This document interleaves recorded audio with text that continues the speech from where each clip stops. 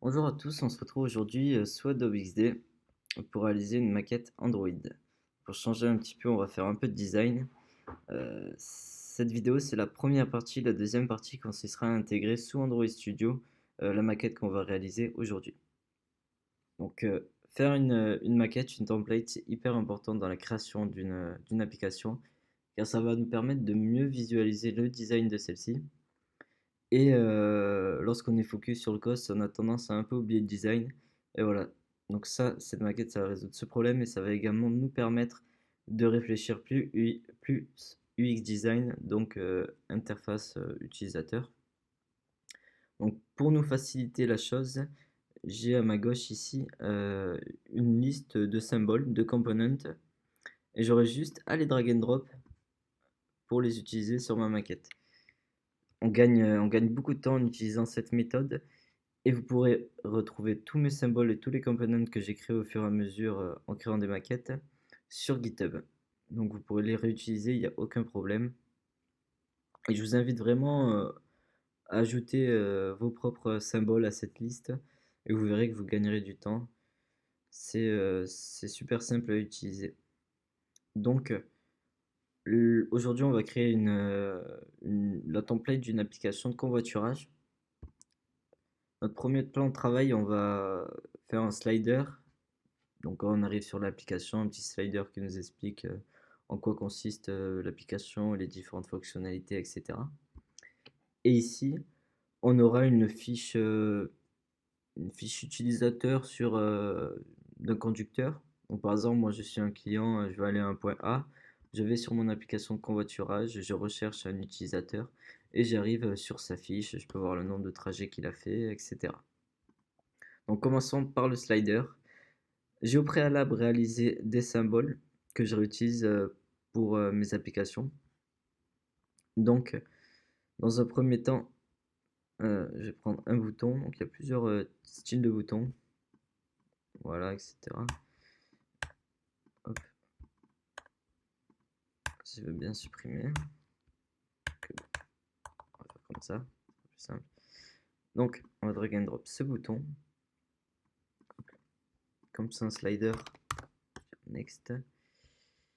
La navigation du slider.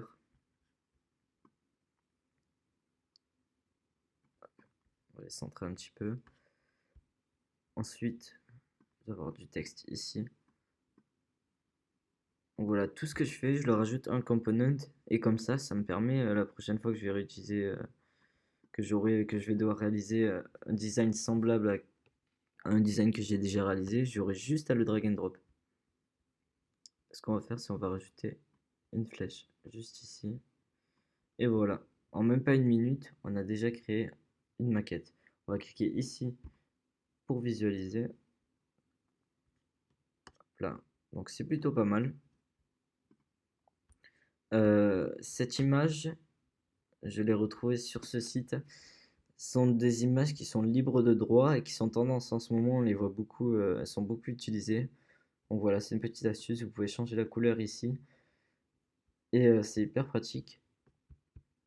Revenons ici. Donc maintenant on va faire la fiche utilisateur. Pour ça, mettre un menu en haut, hop, un menu en bas, juste ici, un icône avatar. Pour faire original, on va l'appeler John Doe. Il me semble que j'ai un texte, normalement John Doe. Voilà. Pareil, ça c'est quelque chose que je réutilise sur mes différentes maquettes. John Doe, il habite à Montpellier et c'est en France.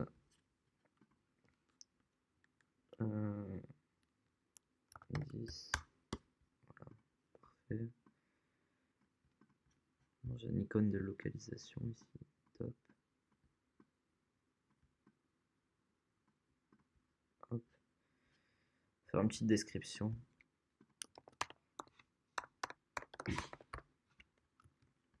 Hop. En bleu, augmenté et en bold. Top. Copier-coller.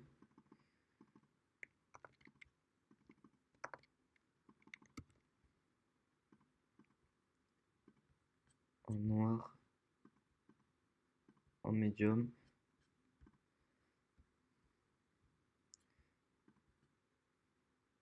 Et on va le rétrécir.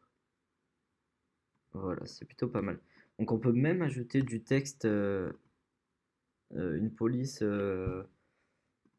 juste ici. Et pareil, on aura juste, par exemple, si on veut modifier ce texte, à le sélectionner, hop, et vous pouvez changer la police directement comme ça. Voilà. Ce qu'on va faire maintenant, c'est qu'on va rajouter des chiffres juste ici. Donc, par exemple, le monsieur a fait 4 trajets. Hop. Voilà. Et là, boum. Plus de connexion internet. Mince. Error 404. Pareil, une image que j'ai récupérée sur Android. Et là, on a nos deux maquettes réalisées en l'espace de même pas 5 minutes. C'est hyper pratique. Ce qu'on va faire maintenant, c'est on va rajouter un peu d'animation pour mieux visualiser la navigation entre les différentes templates. Pour ça, on va aller dans Prototype. On va cliquer sur ce bouton. Hop, on va le relier à cette page. Et quand on va visualiser, hop, vous voyez qu'on peut maintenant cliquer sur le bouton et ça nous amène directement sur la deuxième page. Ça aussi, c'est une fonctionnalité d'Adobe XD qui est hyper pratique. On va refaire pareil pour cette flèche qui nous ramène sur la première page avec le slider. On relance, c'est juste ici, next, et voilà. Hop. Ça rend super bien. On va fermer ça. Donc voilà, ça a été hyper rapide. En petit bonus, je réalise également des maquettes web. Donc je vous ai mis mes différents components qui sont juste ici. Et je vais vous montrer que pareil, là, j'enregistre, il est actuellement 8 minutes.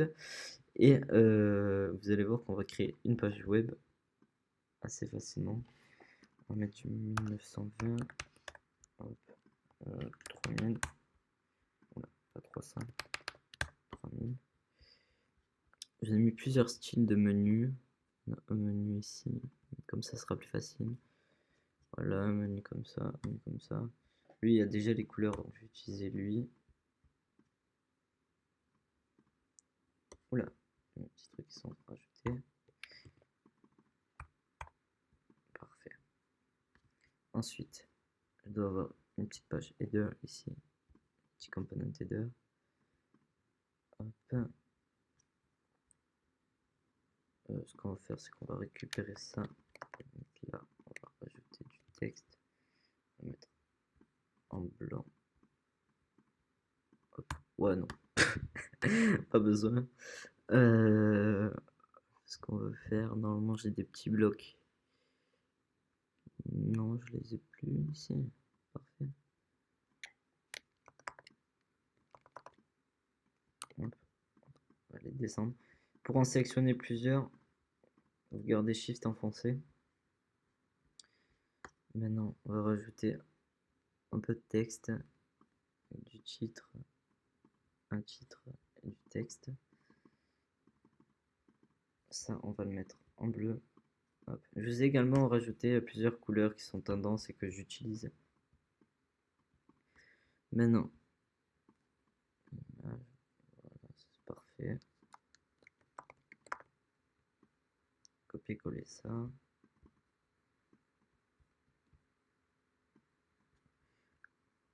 Par exemple, vous pouvez mettre une newsletter. Nous, ce qu'on va mettre plutôt, c'est nous contacter et un footer. Ce sera parfait. Et voilà, vous avez votre page web en seulement quelques minutes. Merci de m'avoir écouté. On se retrouve pour la deuxième partie où on va intégrer notre maquette via Android Studio.